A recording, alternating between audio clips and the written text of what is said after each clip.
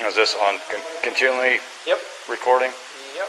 Well, It's not. Is it any motion or is it? event, Okay, so it's motion. Any motion event that happens, I get cars driving from this street, On the surface, the Watts family seemed like a portrait of American perfection. A beautiful home in the quiet suburb of Frederick, Colorado. Smiling family photos, loving parents, 2 adorable daughters, and a 3rd child on the way. Chris and Shanann Watts looked like a couple who had it all. But beneath the polished exterior, cracks were forming. And no one, not even Shanann herself, could see the tragedy that was brewing just beneath the surface. Welcome to the Crime Documentary. Chris Watts, a soft-spoken oil worker, met Shanann Zuzek on Facebook in 2010. She was charismatic, confident, and ambitious. When she first messaged Chris, Shanann was battling lupus, a chronic illness that left her vulnerable and often fatigued. But Chris saw through all of it. He accepted her, supported her. He showed up. Shanann later said that she had built walls around herself, and Chris knocked them down without even trying. They married in 2012, not long after their first daughter Bella was born. Then came Celeste, or Cece as everyone called her. Shanann was active on social media. She worked with a multi-level marketing company called Thrive and regularly posted motivational videos, family moments, and updates about her business success. To outsiders, the Watts family looked picture-perfect, but finances were tight. The couple filed for bankruptcy in 2015. There were whispers of tension, of Chris becoming distant, withdrawn. Still, no one suspected anything was seriously wrong. That is, until one summer morning in 2018, when Shanann and her daughters suddenly vanished. Shanann had just returned from a business trip to Arizona. A friend had dropped her off after midnight. Her suitcase was still sitting by the front door when the police arrived hours later. But Shanann, Bella, and Celeste were gone. It was Nicole Atkinson, Shanann's friend, who raised the alarm. Shanann had missed a doctor's appointment that morning and wasn't responding to calls or texts. The house was locked. Her car was still in the garage. The girls' car seats were inside. Something was wrong. Chris arrived home shortly after, claiming he had no idea where they were. He seemed calm, too calm. His wife and daughters were missing, and yet he answered questions with flat affect, showing no visible panic. As police searched the house, a neighbor across the street offered up his surveillance footage from the night before. What it revealed only deepened the mystery.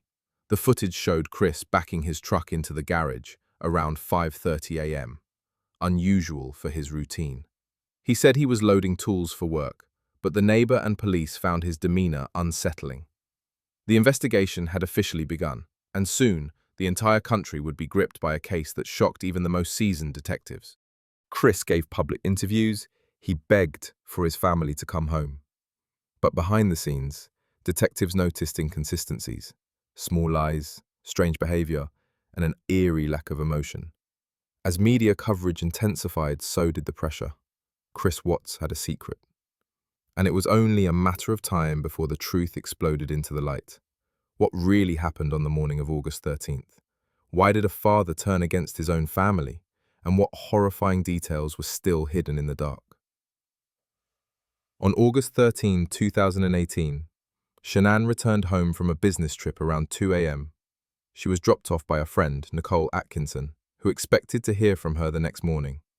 But Shanann never responded. By 12 p.m., Nicole grew concerned.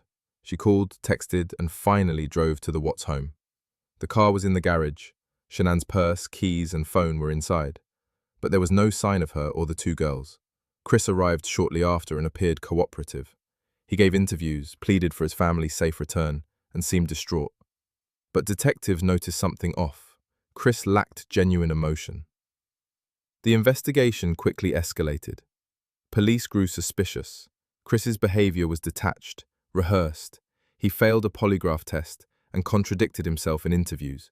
Cell phone data showed unusual movements the morning of Shanann's disappearance. A search of his phone uncovered messages with his mistress, Nicole Kessinger, a co-worker at Anadarko. He had been seeing her for weeks. To Nicole, Chris claimed he was already separated and finalizing divorce. Detectives confronted him with the evidence. Under pressure, Chris finally confessed, but the story he told shocked even the most seasoned investigators. On August 15th, Chris Watts admitted to killing his pregnant wife, Shanann, but his version of the story was twisted. He claimed that Shanann had killed their daughters in a fit of rage, and that he, in turn, killed her in a moment of blind fury. It was a desperate attempt to paint himself as a man reacting to trauma rather than a cold-blooded killer. Police didn't buy it. They believed this was a premeditated act, carried out by a man who saw his family as an obstacle to the new life he desired with his mistress. A few days later, Chris led authorities to the bodies. Shanann was buried in a shallow grave. Bella and Celeste were found inside oil tanks, submerged in crude oil. Chris had carried out the murders with chilling calculation. The nation was horrified. According to evidence and Chris's later full confession, the morning of August 13 began with a fight between him and Shanann. He strangled her in their bedroom while Bella, the older daughter, walked in. He wrapped Shanann's body in a sheet and loaded her into his truck, along with his two daughters, still alive. He drove them to the oil site. There, in the back seat, Bella asked, "What's wrong with Mummy?" Then, one by one, Chris smothered his daughters, starting with Celeste. Bella was the last to die. Her last words were, "Daddy, no." He disposed of their bodies in one of the most inhumane ways imaginable. The Watts case sparked national outrage. News outlets dissected every detail. Social media was flooded with theories, anger, and mourning. Shanann's family, the Ruteks, publicly denounced Chris as a manipulative monster. In November 2018, Chris pleaded guilty to all charges: 5 counts of first-degree murder, 1 count of unlawful termination of a pregnancy, and 3 counts of tampering with a body. He was sentenced to 5 life terms without the possibility of parole. There would be no trial, no appeals, only a quiet, permanent end to a once perfect family. Experts tried to understand what could drive a man like Chris to commit such unthinkable acts. Psychologists pointed to narcissism, emotional detachment, and the pressure of leading a double life. Chris didn't snap, he planned. His affair with Nicole Kessinger became his escape fantasy, a new beginning. But instead of facing his responsibilities, Chris chose annihilation. Nicole, who claimed she knew nothing of the murders, was interrogated thoroughly.